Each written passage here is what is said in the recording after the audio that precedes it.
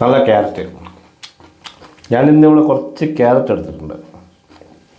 എന്താ കാരണം നിങ്ങൾ വിചാരിക്കുന്നുണ്ടാവും അല്ലേ? കാരണമുണ്ട്.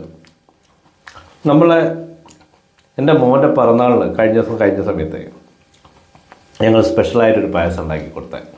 അതായത് ക്യാരറ്റിനെ കൊണ്ട് ഒരു പായസം. അപ്പോൾ അത് കഴിച്ചിട്ടുള്ള ഒരുപാട് ആൾക്കാർ നമ്മളോട് ചോദിക്കുക, ഈ ക്യാരറ്റിൻ്റെ പായസം എങ്ങനെയാണ് ഉണ്ടാക്കുക, അതിൻ്റെ റെസിപ്പി നിങ്ങളെ ചാനലിലൊന്ന് ഇടുമോ, നമുക്കൊന്ന് പറഞ്ഞു തരുമോ. അപ്പം നമ്മൾ ഈ ചാനലിൽ ഇട്ട് കഴിഞ്ഞാൽ ഒരുപാട് പേർക്ക് അറിയാൻ പറ്റുമല്ലോ ഇതിൻ്റെ റെസിപ്പി. അതുകൊണ്ട് നമ്മൾ ഇന്നത്തെ റെസിപ്പി നമ്മളെ ക്യാരറ്റിൻ്റെ പായസമാണ്.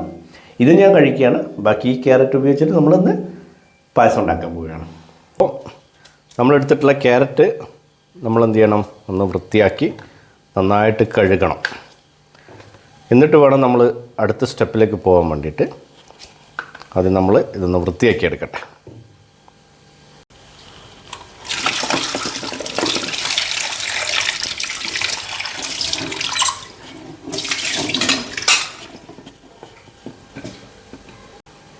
അപ്പം നമുക്ക് തുടങ്ങാം. അപ്പം ക്യാരറ്റ് പായസം ഉണ്ടാക്കാൻ വേണ്ടിയിട്ട് നമ്മളിത് 1/2 കിലോ ക്യാരറ്റ് ഇവിടെ എടുത്തിട്ടുണ്ട്. ഈ ക്യാരറ്റ് നമ്മൾ ആവിയിൽ വെച്ചൊന്ന് പുഴുങ്ങിയെടുക്കണം. ഇതിൽ ഞാൻ ഒരു ക്യാരറ്റ് മാറ്റി വെക്കുന്നുണ്ട്. ഈ ക്യാരറ്റിനെ കൊണ്ട് നമുക്ക് ഒരെണ്ണത്തിനെ കൊണ്ട് കുറച്ച് കഴിഞ്ഞിട്ട് ഈ പായസത്തിലേക്ക് തന്നെ ഒരു ആവശ്യമുണ്ട്. അത് നമുക്ക് ആ സമയത്ത് പറയാം. ഇത് നമ്മളിവിടെ മാറ്റി വെക്കുന്നുണ്ട്. ക്യാരറ്റ് പായസത്തിന് വേണ്ടി ഞാൻ ആവിയിൽ വെച്ചിട്ട് ഈ ക്യാരറ്റിനെ ഒന്ന് പുഴുങ്ങിയെടുക്കുകയാണ്. നമ്മുടെ ക്യാരറ്റ് പായസത്തിന് 1/2 കിലോ ക്യാരറ്റാണ് നമ്മൾ എടുത്തിട്ടുള്ളത്. 1/2 കിലോ ക്യാരറ്റിന് നമ്മൾ 1 ലിറ്റർ പാൽ, അതാണ് അതിൻ്റെ കണക്ക്.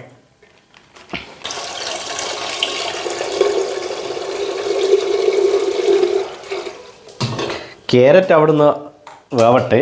ആ സമയം കൊണ്ട് നമുക്ക് എന്ത് ചെയ്യാം, ഈ പാലൊന്ന് തിളപ്പിച്ചെടുക്കാം. പാൽ നേരത്തെ തന്നെ തിളപ്പിച്ച് വെച്ചുള്ള ഗുണം എന്താണെന്ന് വെച്ചാൽ നമുക്ക് എളുപ്പത്തിൽ എന്ത് ചെയ്യാൻ പറ്റും, ഈ പായസം ഉണ്ടാക്കിയെടുക്കാനായിട്ട് പറ്റും.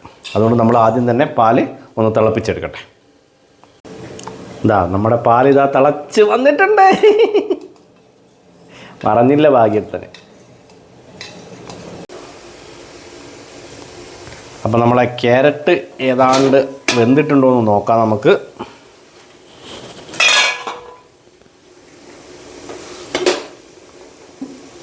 ക്യാരറ്റ് നന്നായിട്ട് വെന്തിട്ടുണ്ട്. ഇനി നമുക്കൊന്ന് വാങ്ങി വെക്കാം. എന്നിട്ടാണ് അടുത്ത പരിപാടി.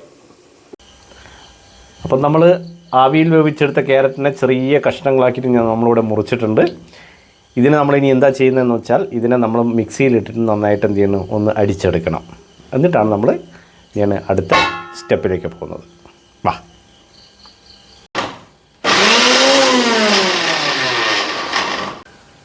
അപ്പം നമ്മൾ കുറച്ച് RKG എടുത്തിട്ട് അതെന്ത് ചെയ്യുക, നന്നായിട്ട് ചൂടായിട്ടുള്ള പാനിലേക്ക് കുറച്ചൊന്ന് ഒഴിക്കുക.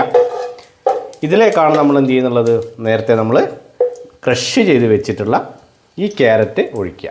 നമുക്ക് വേണമെങ്കിൽ നല്ല രീതിയിൽ ക്രഷ് ചെയ്തിട്ടെടുക്കാം, അല്ലെ ഒരു മീഡിയം സൈസിൽ ക്രഷ് ചെയ്തിട്ട് എടുക്കാം.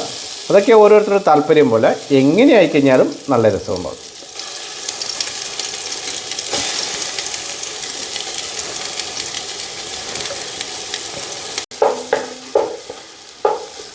RKGയിൽ നന്നായിട്ട് വഴറ്റിയെടുക്കണം.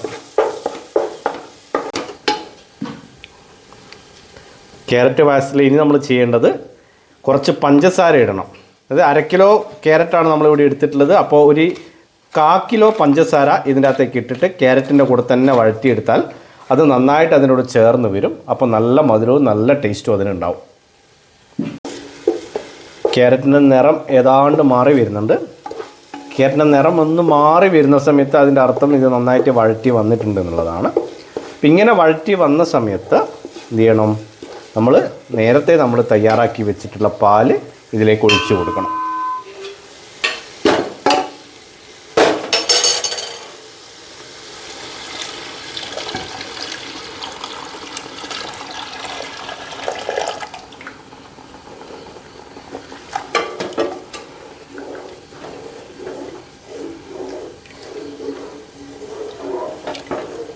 ആ പാലൊഴിച്ച സമയത്ത് ക്യാരറ്റിൻ്റെയും RKGൻ്റെയും പാലിൻ്റെയൊക്കെ കൂടിയിട്ടൊരു സ്മെല്ല്.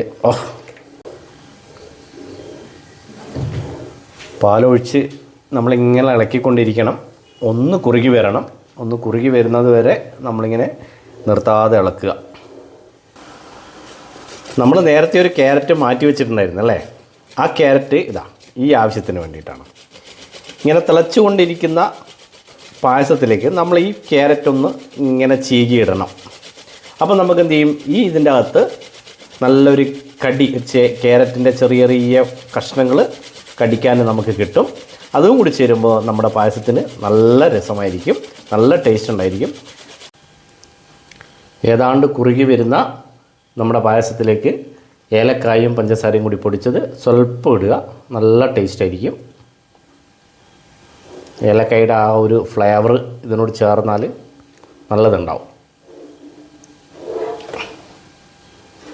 ഏതാണ്ട് നമ്മുടെ പായസം അതിൻ്റെ അവസാന ഘട്ടത്തിലേക്ക് എത്തിയിട്ടുണ്ട്. ഏലക്കയുടെ ഫ്ലേവറും കൂടി വന്നപ്പോൾ നല്ലുണ്ട്. കുറുകി വരുന്ന പായസത്തിലേക്ക് കുറച്ച് മിൽക്ക് മെയ്ഡ് ഒഴിക്കുന്നുണ്ട്.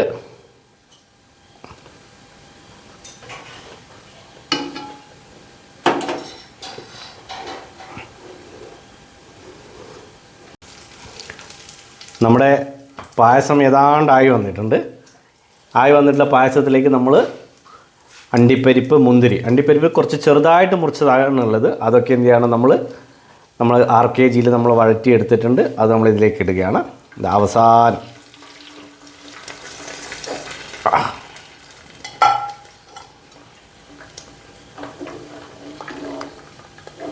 നമ്മുടെ കൊതിയൂറുന്ന നമ്മുടെ പായസം ഇതാ തയ്യാറായിട്ടുണ്ട്. ഇവിടെ നല്ല അടിപൊളി പായസം നോക്ക്, അടിപൊളി.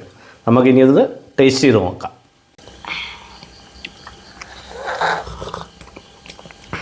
നഗു, എങ്ങനെയുണ്ടാ പപ്പ ഉണ്ടാക്കിയ പായസം? ക്യാരറ്റിൻ്റെ പായസം എങ്ങനെയുണ്ട്? നീയാ ടേസ്റ്റ് ഉണ്ടാ ശരിക്കും? ഇനി അപ്പോൾ ആ പപ്പ തന്നെ ഉണ്ടാക്കുക പായസം അല്ലേ? നമുക്കിനി എല്ലാ ദിവസവും ഞാൻ ഉണ്ടാക്കി തരണം എനിക്ക് പായസം. അടിപൊളി ടേസ്റ്റാണ്, നല്ല ടേസ്റ്റല്ലേ? ക്യാമറ നോക്കിയിട്ട് എല്ലാവരോടും പറയാം നല്ല ടേസ്റ്റുള്ള കാര്യം. നീയാ? നല്ല ടേസ്റ്റ് ഉണ്ട്. അപ്പോൾ ഇന്ന് ക്യാരറ്റ് പായസം. ഇനി എന്തെല്ലാം വിഭവങ്ങൾ കിടക്കുന്നു? ബീട്രൂട്ട് പായസം നമുക്ക് ഉണ്ടാക്കാം. അപ്പോൾ ഈ വിഭവങ്ങളൊക്കെ നിങ്ങൾക്കും അറിയണ്ടേ?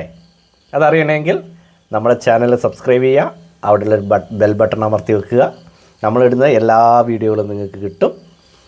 അതുകൊണ്ട് നമ്മളെ ചാനലിനെ എല്ലാവരും സപ്പോർട്ട് ചെയ്യണേ, കമൻറ്റും ചെയ്യുക. ഓക്കെ, ഇനിയും കൂടുതൽ വീഡിയോകളായിട്ട് നമ്മൾ വരുന്നതായിരിക്കും. ഇപ്പോഴത്തേക്ക് ബൈ.